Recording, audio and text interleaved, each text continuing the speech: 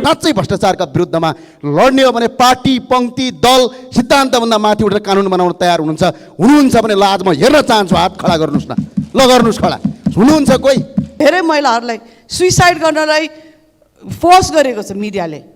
म चाहिँ त्यो एउटा भिक्टिम हुने महिला होइन, but this is a rape of my character. र गभर्मेन्टले चाहिँ यो चाँडै नै यो टेपको सत्य तथ्य उजागर गरोस्। शरणार्थी प्रकरणमा संदिग्ध सबै छानबिनको दायरामा ल्याइनु पर्दछ र यस प्रकरणको विश्वसनीय टुङ्गो लागोस् भन्ने खबरदारी गर्न चाहे। अहिले भ्रष्टाचार विरुद्धको आन्दोलन जो सडकमा भइरहेछ, स्वयं भ्रष्टाचारीका आरोप लागेका आरोपीहरू भ्रष्टाचार विरुद्धको आन्दोलनमा भ्रष्टाचारी मुर्दाबाद भन्दै हिँडेका छन्। मेरो नाम लिएर बनाइएको भुटानी शरणार्थी प्रक्रियामा इन्भल्भमेन्ट भनेर बनाएको फेक अडियो मैले फोरेन्सिक टेस्टको लागि सिबिआई र साइबर क्राइम सेलमा दिएको थिएँ।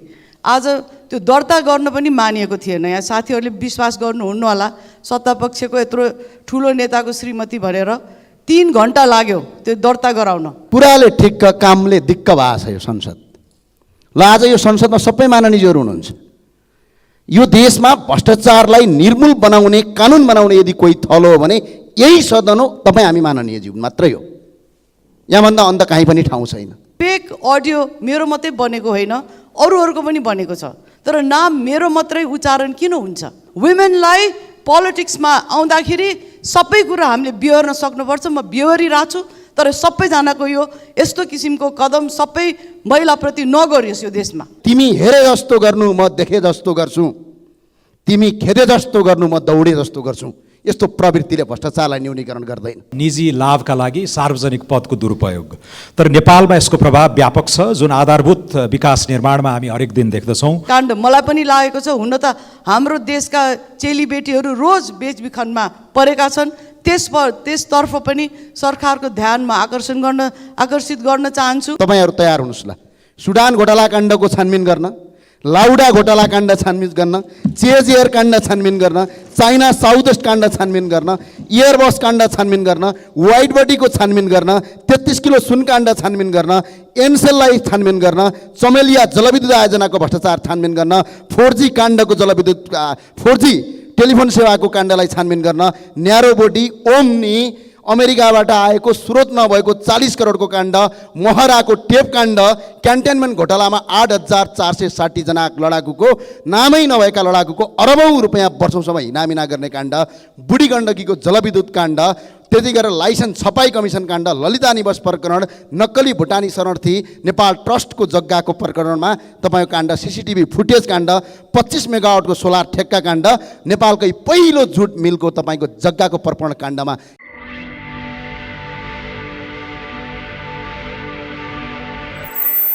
सम्माननीय समय 3 मिनट। सम्माननीय सभामुख महोदय, माननीय सदस्यज्यूहरू, एउटा कथा भन्न चाहन्छु म। एउटा गाउँमा चोर आएछ। चोर आइसकेपछि गाउँलेले चोर आयो भनेर थाहा पाएछन् अनि सबै गाउँलेले चोर आयो भनेर बाहिर निस्केछन्। अनि चोर चाहिँ पछाडिबाट भागेर जहाँ गाउँलेले चोर आयो भने त्यो भिडमा मिसिएछ। फेरि त्यसपछि त्यहीँबाट उसले चिच्याउन थालेछ, चोर आयो भनेछ। गाउँलेलाई थाहा भएन छ कि उहाँहरूकै भिडमा त्यही चोर पसेको थियो। अहिले भ्रष्टाचार विरुद्धको आन्दोलन जो सडकमा भइरहेछ, स्वयं भ्रष्टाचारीका आरोप लागेका आरोपीहरू भ्रष्टाचार विरुद्धको आन्दोलनमा भ्रष्टाचारी मुर्दाबाद भन्दै हिँडेका छन्। यसले अहिले होइन 34 वर्षदेखि यही प्र्याक्टिस भइरहेछ। भ्रष्टाचार विरुद्धका कुराहरू उठ्छन्, स्वयं भ्रष्टाचारका आरोपीहरू भ्रष्टाचारका विरुद्धको आन्दोलनमा जान्छन्। र भ्रष्टाचार भनेको सिर्फ पैसाको चलखेल होइन, यो देशको कानुनलाई मिच्नु पनि भ्रष्टाचारको एउटा अर्को नमुना हो। भ्रष्ट भनेको भ्रष्ट आचरण हो। त्यो भएको हुनाले म कहिलेकाहीँ यो सडकमा उठेका आन्दोलनलाई हेर्दाखेरि मलाई आफै दिक्क लाग्छ, किनभने यस्ता प्रवृत्तिका आन्दोलनले भ्रष्टाचारलाई न्यूनीकरण होइन कि भ्रष्टाचारलाई धन थप संरक्षण गर्दछन्। र अर्को एउटा कुरा म भन्न चाहन्छु। एउटा कुराले ठिक्क कामले दिक्क भएको छ यो संसद। ल आज यो संसदमा सबै माननीयहरू हुनुहुन्छ। यो देशमा भ्रष्टाचारलाई निर्मूल बनाउने, कानुन बनाउने यदि कोही थलो हो भने यही सदन हो, तपाईँ हामी माननीयज्यू मात्रै हो।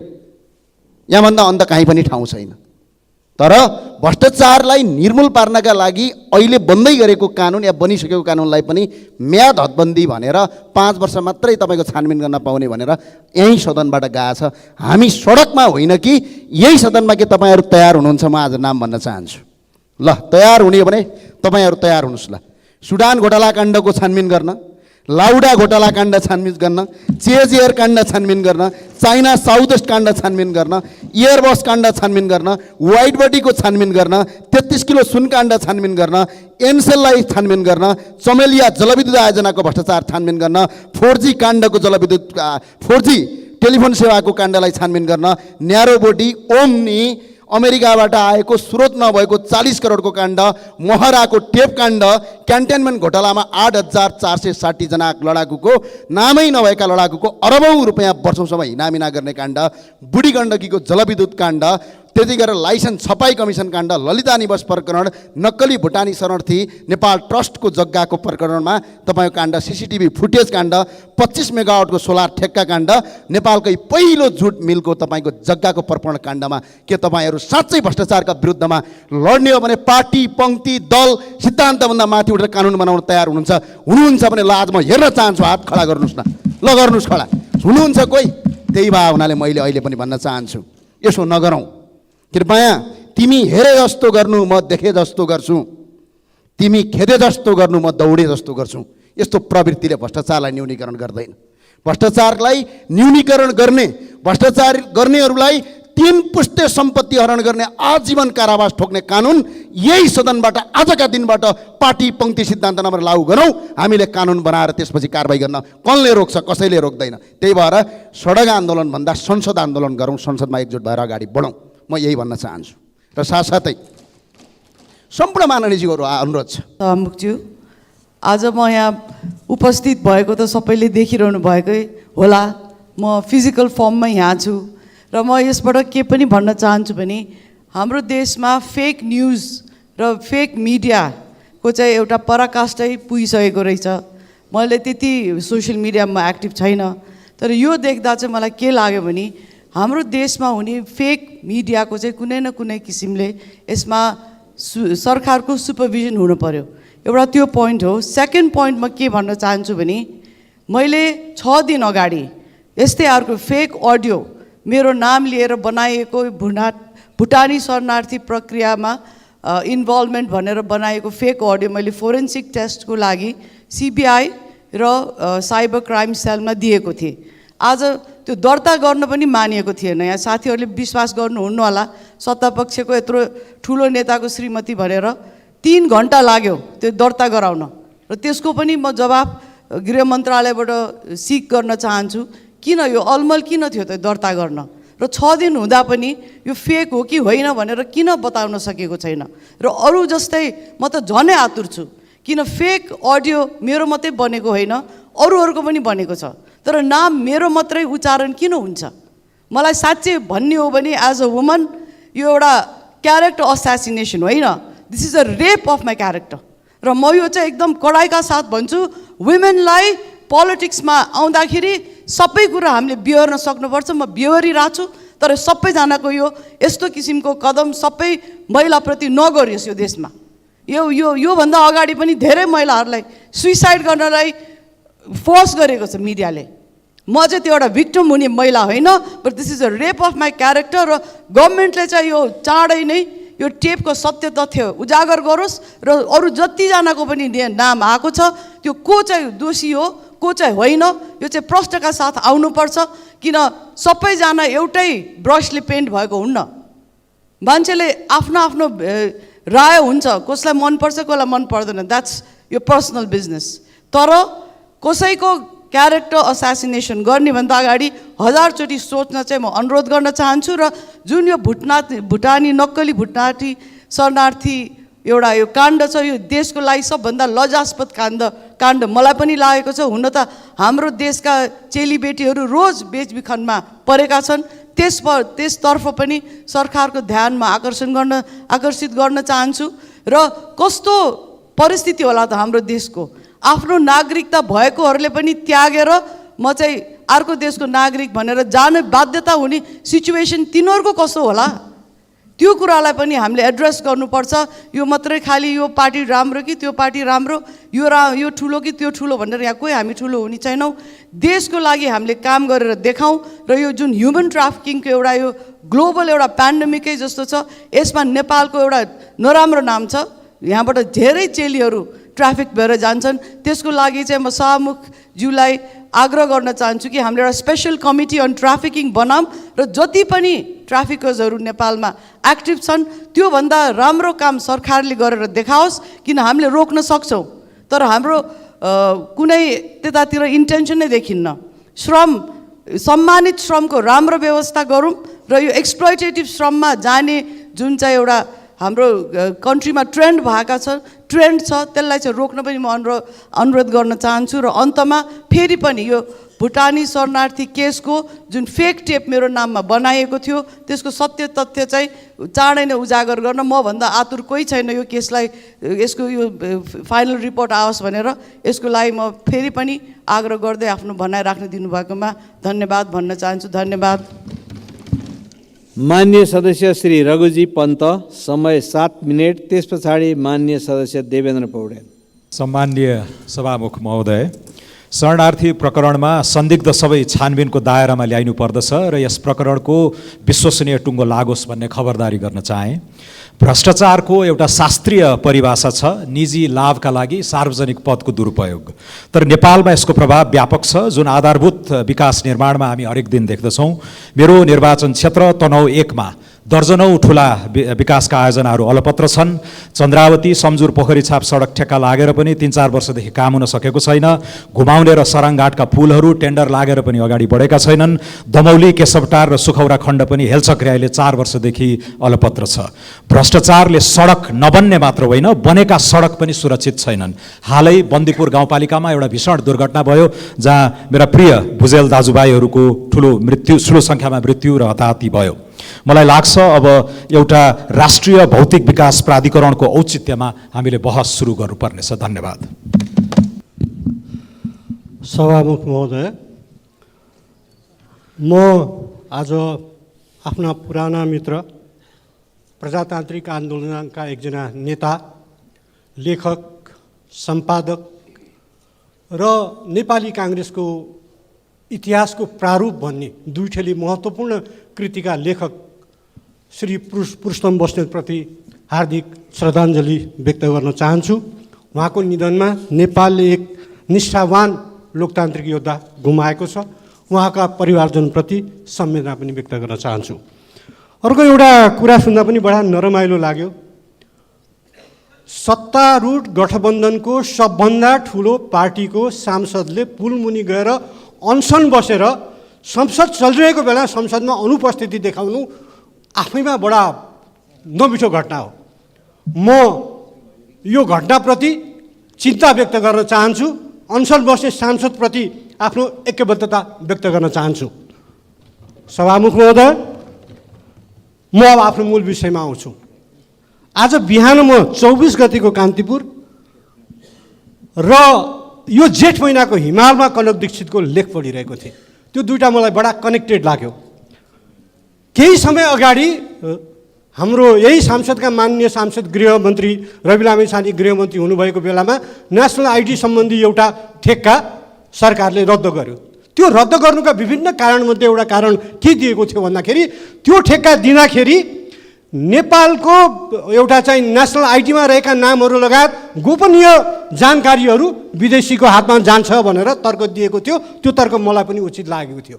तर त्यस्तो तर्क गर्ने सरकारले भारत भ्रमणका लागि भनेर एजेन्डा तय गर्दा सभामुख महोदय नेपालको अर्को वित्तीय गोपनीयता विदेशीलाई सुम्पने काम गर्दैछ। 24 गतेको सभामुख महोदय, म यो कान्तिपुर सभामुख महोदय यहाँ छ, मसँग मुख्य समाचार छ। त्यो समाचार के भन्दाखेरि राष्ट्र बैंक र नेपालका वित्तीय संस्थाहरू मिलेर बनाएको एउटा वित्तीय डिजिटल भुक्तानी प्रणाली, भारत र नेपालको बिचमा हुने डिजिटल भुक्तानी प्रणालीलाई त्यो समर्थन गर्न राष्ट्र बैंकले प्रधानमन्त्रीको भारत भ्रमणमा एजेन्डा बनोस् भनेर परराष्ट्र मन्त्रालयले चिठी लेखेको छ। तर दुःखको कुरो भारतीय दूतावासको दबावमा, यो मेरो भनाइ होइन, कान्तिपुरमा छापिएको छ, भारतीय दूतावासको दबावमा राष्ट्र ब्याङ्क इन्भल्भ कम्पनीलाई नदिएर भारतीय कम्पनी जिएसआईलाई त्यो ठेक्का दिने प्रपञ्च, त्यो प्रस्ताव सरकारले लाँदैछ। भारत भ्रमणको क्रममा एजेन्डा बन्दैछ। नेपालले स्थापित गरेको कम्पनी 1 नम्बरमा छ र त्यसको लगानी 78 करोड रुपियाँ छ। भारतीय कम्पनी 10औं नम्बरमा छ र त्यसको लगानी पुँजी 10 करोड छ। बडा गजब छ। मलाई चिन्ता के लाग्यो भन्दाखेरि कि 10 दिन अगाडि गर्ने एउटा निर्णय त्यही तर्कमा कि गोपनीयता, नेपालको गोपनीयता विदेशी हातमा जान्छ भन्ने, अनि नेपालको वित्तीय गोपनीयता चाहिँ विदेशीको हातमा जानु हुने?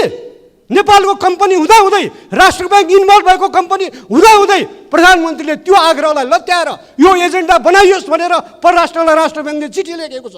त्यो योजना लत्याउने अनि अर्को कम्पनी, विदेशी कम्पनीको लागि प्रधानमन्त्री दबावमा पर्ने? सभामुख महोदय, म आज यहाँ सबै मान्यहरूलाई पनि भन्छु कि कनक दीक्षितको हिमालमा छापेको लेख यो जेठ महिनाको हेरौँ। त्यो उहाँको भारतको प्रसिद्ध अनलाइन द वायरमा छापिएको अङ्ग्रेजी लेखको अनुवाद हो। त्यहाँ कसरी भारतीय गुप्तचर संस्थाहरूले र भारतीय संस्थापनले नेपालका राजनीतिक दलहरूभित्र हस्तक्षेप गरिरहेको छ, कसरी नेपालभित्र हस्तक्षेप गरिरहेको छ र कसरी नेपालभित्र खेलिरहेको छ भन्ने विषयमा विस्तृत चर्चा छ। र मलाई बडा गजब लाग्यो, हाम्रो प्रधानमन्त्री भारत जान्छु जान्छु भन्नुहुन्छ, भारत भ्रमण सरेको सरै छ, फेरि कहिले हुने हो थाहा छैन।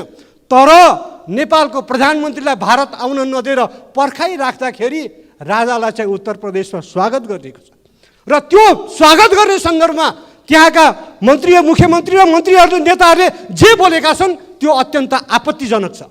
सभामुख महोदय, यही हो के भारतको प्रधानमन्त्रीलाई आउन, के अरे भारतमा नेपालको प्रधानमन्त्रीलाई आउन नदिने, तर नेपाली जनताले हटाएको राजालाई प्रधानमन्त्रीको सट्टा स्वागत गर्ने र प्रेसर डिप्लोमेसी, यो ओल्ड डिप्लोमेसीमा चलन चल्तीको शब्द हो, दबावको कूटनीति, प्रेसर डिप्लोमेसी। के एजेन्डा मेरो पुरा गर्छौ, त्यो एजेन्डा तिम्रो तिमीले बोकेर आउने एजेन्डामा कार्यसूचीमा पर्छ कि पर्दैन, अनि मात्र म भारतमा तिमीलाई स्वागत गर्छु भनेर त्यसको सट्टा दबाव दिन राजालाई भारतमा स्वागत गरियो, बोलाइयो पूर्व राजालाई।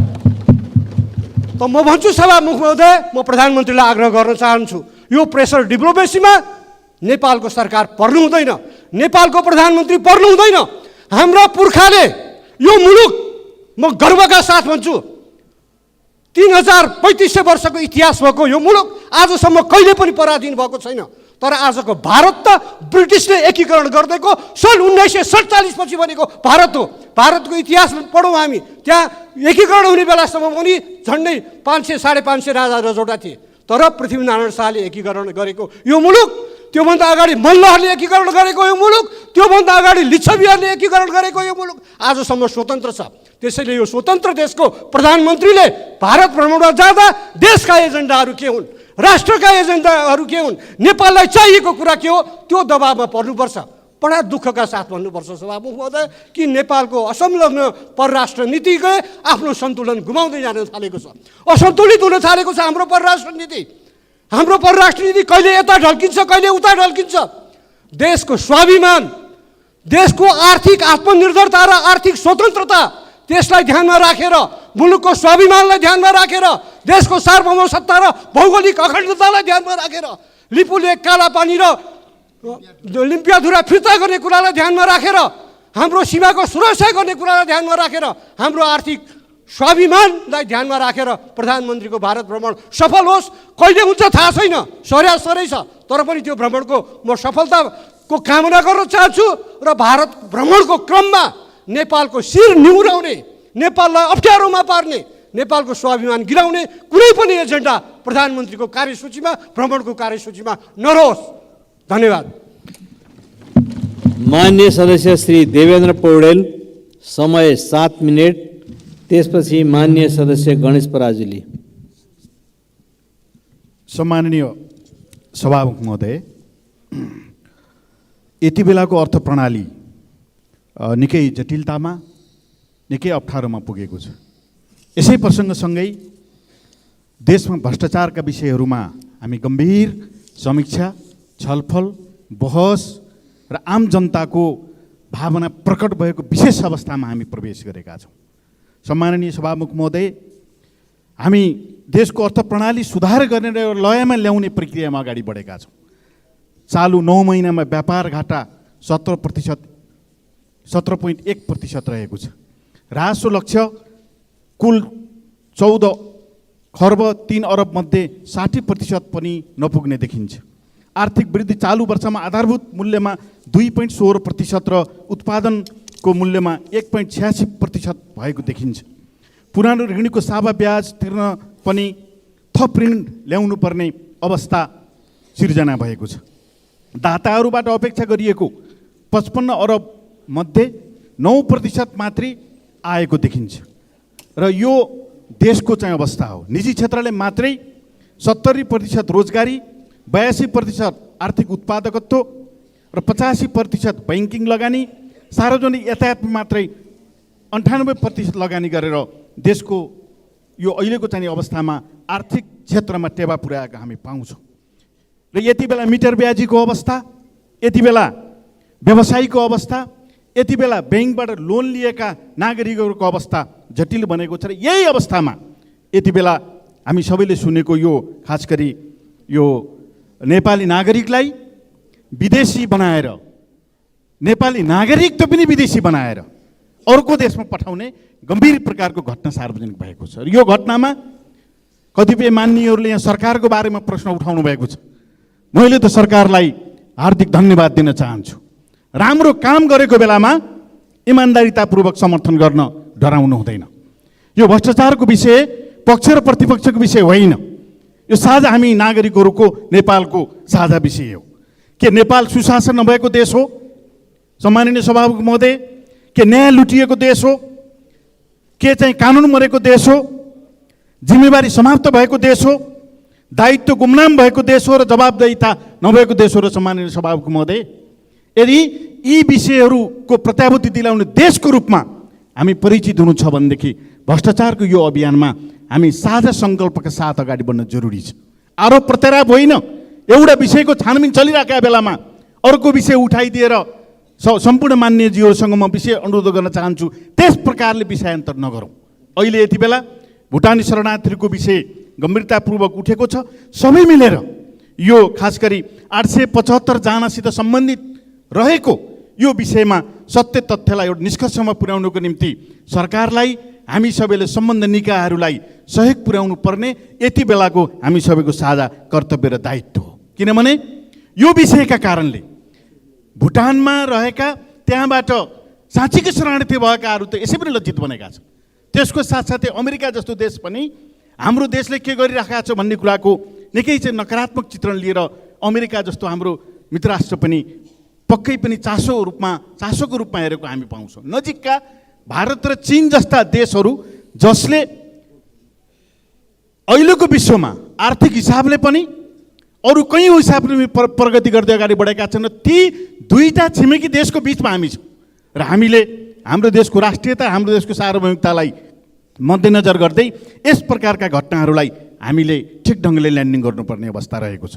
ट्रान्सपरेन्सी इन्टरनेसनलले 2022 मा प्रकाशित गरेको प्रतिवेदनमा नेपाल 34 अङ्कसहित 180 देशमध्ये 110 स्थानमा देखिएको छ।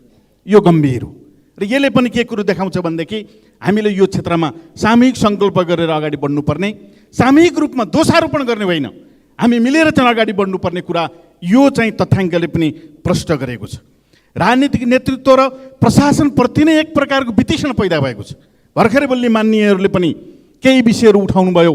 कतै देशबाट हाम्रो कार्यकारी प्रमुख अरू देशमा भ्रमण जाँदाखेरि कुनै त्यस प्रकारका परिघटनाहरू हुन्छ नि भनेर जुन सचेत बनाउनु भएको छ, म के भन्न चाहन्छु भनेदेखि हावामा बहस नगरौँ, तथ्यमा हामी उभिएर बहस गरौँ र सबै दलसँग सुझाव लिएर मात्रै सम्माननीय प्रधानमन्त्रीले त्यस प्रकारका देशहरूको नेपालको कूटनीति, नेपालको सार्वभौमिकता, नेपालको अखण्डतालाई अछुन राख्ने गरी अगाडि बढ्ने विश्वास पनि प्रधानमन्त्रीले यो सदनमा नै पेश गरेर अगाडि जानुहुनेछ। म यो कुरा पनि आशंका नगरिकन बुझ्न म यहाँ अनुरोध गर्न चाहन्छु। त्यसकारणले सम्माननीय सभामुख महोदय, हामी यो छानबिनको प्रक्रियामा रहेको विषयलाई विषयान्तर नगरिकन, पहिला पनि उठेका थिए कतिपय कुराहरू, ती कुराहरूको पनि क्रमशः हामी छानबिन गर्नेछौँ। क्रमशः त्यस प्रकारका विषयहरू जस्तो ओम्नी प्रकरण, सेक्युरिटी प्रिन्टिङ प्रेस प्रकरण, बालुवाटार प्रकरण, कहिलेकाहीँ एनसेल प्रकरण, सुन प्रकरण, तस्करी प्रकरण जस्ता विषयहरू छन्, उठेका थिए। यी विषयहरूको पनि हामी छानबिन गरौँला। तर अहिले जसरी चाहिँ नेपालको प्रशासन प्रहरीले सक्रियतापूर्वक यो विषयलाई टुङ्गोमा पुर्याउनको निम्ति पहल कदमी लिएको छ, सरकारले जसरी तदारुकका साथ गृह मन्त्रालय र प्रधानमन्त्री कार्यालयले स्वयं चाहिँ सम्माननीय प्रधानमन्त्री पहल लिनुभएको छ, हामी यो विषयलाई सबैको चाहिँ सहयोग, सबैको चाहिँ मद्दत लिएर निष्कर्षमा पुर्याउनको निम्ति म सम्माननीय सभामुख महोदय मार्फत सम्पूर्ण मान्यजीहरूलाई विशेष अनुरोध गर्न चाहन्छु। नेपालमा अख्तियार दुरुपयोग अनुसन्धान आयोग, राजस्व अनुसन्धान विभाग, सम्पत्ति शुद्धिकरण अनुसन्धान विभाग, राष्ट्रिय सतर्क केन्द्र जस्ता महत्त्वपूर्ण निकायहरू छन्। यी निकायहरू सुस्ताएर बस्नु हुँदैन। यी निकायहरूलाई आवश्यक प्रक्रिया पुर्याएर के कानुनी व्यवस्था गर्नुपर्ने हो यो सदनले, त्यो प्रक्रिया पुरा गरेर यी निकायहरूलाई पारदर्शी, यी निकायहरूलाई सक्रिय, यी निकायहरूलाई जवाबदेहीपूर्ण रूपमा काम गर्ने गरी हामीले अगाडि बढायौँ भनेदेखि यस प्रकारका उठेका कुराहरूलाई हामीले टुङ्गोमा पुर्याउन सक्छौँ। त्यस कारणले सम्माननीय सभामुख महोदय, यो भुटानसित शरणार्थी प्रकरणसित जोडिएका विषयहरूमा कानुनी हिसाबले दोषी नउम्किने गरी, दोषी कुनै पनि हालतमा नउम्किने गरी र यो सङ्गठित अपराध हो, राज्य विरुद्धको अपराध हो, यो मानव बेचबिखनसित सम्बन्धित अपराध हो, यो चाहिँ खास गरी सम्पत्ति शुद्धिकरण र कृत्य ठगीसित सम्बन्धित अपराध भएको हुँदाखेरि यो चाहिँ अपराधलाई निष्कर्षमा पुर्याउनको निम्ति यो सदनमा ऐक्यता प्रकट होस् र नेपाल सरकारले तदारुकका साथ निष्कर्षमा पुर्याओस् र हामी कसैले पनि पूर्वाग्रह नराखिकन उठेका विषयहरूलाई निष्कर्षमा पुर्याउनको निम्ति अगाडि बढौँ। यही विषय सम्माननीय सभामुख महोदय मार्फत राख्दै मेरा संक्षिप्त बनाइ अन्त गर्न चाहन्छु। धन्यवाद। माननीय सदस्य श्री गणेश पराजुली, समय 4 मिनेट। त्यस पछाडि माननीय सदस्य ज्ञानबहादुर साई। सम्माननीय सभामुख महोदय, लोकतन्त्रको भावना र मर्मसँग व्यथिति र भ्रष्टाचारसँगै रहन कदापि सक्दैन। शान्ति र अमन चयन, मानव अधिकारको संरक्षण, परराष्ट्र नीतिको सञ्चालन, सामाजिक सुरक्षा, संवैधानिक हकहरूको संरक्षण, नागरिक स्वतन्त्रता र अस्मिताको सुरक्षा जस्ता महत्त्वपूर्ण दायित्व लोकतान्त्रिक सरकारको प्रमुख जिम्मेवारी हो। कानुनी राज्यमा व्यक्तिले अपराध गरेमा कानुनको निर्मम प्रयोग गरेर अपराध र अपराधीलाई न्यायको कठघरामा उभ्याएर दण्डित गराउनु कानुनी राज्यको न्यूनतम दायित्व हो। तर यहाँ नेतृत्वमा रहेकाले नै राजनैतिक तथा राज्य शक्तिको चरम दुरुपयोग गरेर यसको ठिक उल्टो आचरण देखाइरहेको अवस्था छ। राज्य संयन्त्र सञ्चालनमा उच्च तहका राजनैतिक तथा प्रशासनिक व्यक्तिहरू नै आफै जघन्य अपराध तथा व्यथिति र भ्रष्टाचारमा लिप्त भएको बलियो शङ्काको घेरामा देखिएको अवस्था उजागर हुँदा राष्ट्रिय तथा अन्तर्राष्ट्रिय जगतमा नै आज सम्पूर्ण नेपाली जनताले ज्यादै लज्जाको बोध गरिरहनु परेको अवस्था छ। सभामुख महोदय, अपराधी र भ्रष्टाचारीको न कुनै जात हुन्छ न कुनै धर्म। भ्रष्टाचारी केवल अपराधी मात्र हुनुपर्ने हो र सम्पूर्ण राष्ट्रको शत्रु हुनुपर्ने हो। तर यस सम्मानित सदनमा आफ्नो पार्टीको नेता कुनै पनि अपराधमा मुछिँदा उसको बचाउमा निकै निष्कृष्ट नाटक मञ्चन भएको देख्ने गरिन्छ र त्यस्ता नाटक मञ्चन जिम्मेवार भनिएका दल जसले आम नेपाली जनतालाई सुशासनका जुट्टा बाचा गरेर आउनुभएको छ। खबरदार, अब यस्तो नाटक मञ्चन गरेर जनतालाई भ्रम छर्ने तथा मुद्दालाई विषयान्तर गरी जनतालाई झुक्क्याउने खेल अब नगरियोस्। यस सम्मानित सदनमा आम नेपाली जनताले अनुमोदन गरेर पठाएको राष्ट्रिय स्वतन्त्र पार्टीको सशक्त उपस्थिति पनि छ भन्ने कुराको हेक्का राखियोस्। वर्तमान गृह प्रशासनले भुटानी शरणार्थीसँग जोडिएको राज्य विरुद्धको अपराध तथा व्यथिति निवारणको लागि देखाएको सक्रियतालाई धन्यवाद दिँदै यसलाई गन्तव्यमा पुर्याउन खुट्टा नकमाई अगाडि बढ्न अनुरोध गर्दछु।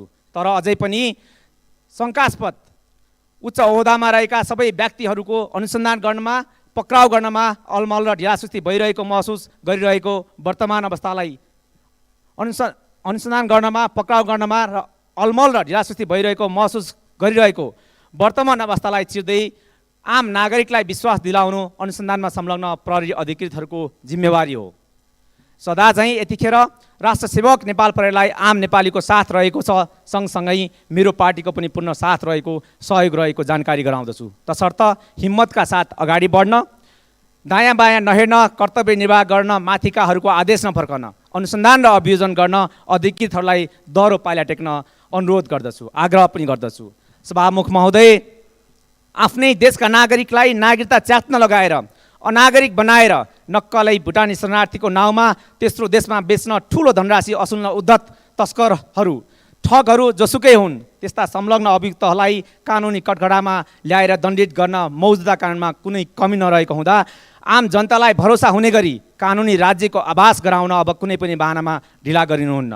सभामुख महोदय, राज्यको सङ्गठित अपराध निवारण ऐन 2070, भ्रष्टाचार विरुद्धको राष्ट्रसङ्घीय महासन्धि 2003, मुलुकी अपराध संहिता 2074 को दफा 249 को ठगी सम्बन्धी व्यवस्था लगायतका कानुनहरूको भरपूर प्रयोग गरेर यसमा संलग्न माथिल्लो तहका संरक्षकहरू, इन्फोर्सरहरू, फिक्सरहरू, क्लिनरहरू र लाउन्डरहरूको समेतको संलग्नतालाई भित्री तहसम्म पुगेर निष्पक्ष अनुसन्धान अगाडि बढाउन तथा दोषी कसैलाई पनि राजनैतिक आवरण वा त्यस्तो कुनै बहानामा उन्मुक्ति दिने प्रयास नगरियोस् पनि सभामुख मार्फत सरकारको ध्यानाकर्षण गराउँदै गृहमन्त्रीज्यूलाई सदनमा उपस्थित भई कारबाही प्रक्रियाको यथार्थ जानकारी सदनलाई जानकारी गराइयोस् पनि अनुरोध गर्दछु। धन्यवाद। अब माननीय श्री नवल किशोर शाह सुदी 3 मिनट।